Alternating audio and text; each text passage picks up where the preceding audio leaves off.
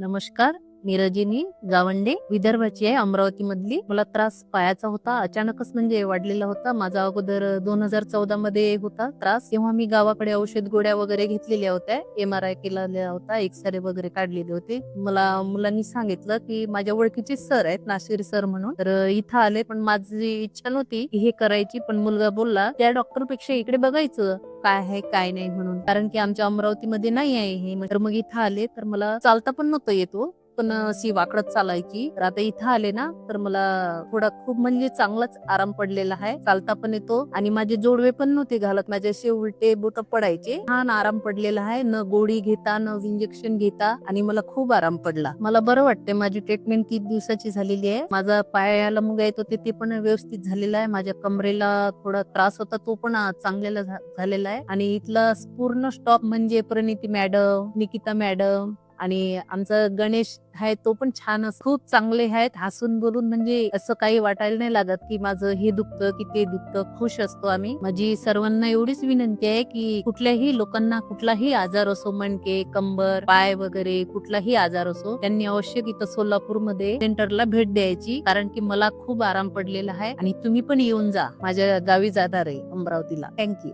Call at ANSI 900 4726 844.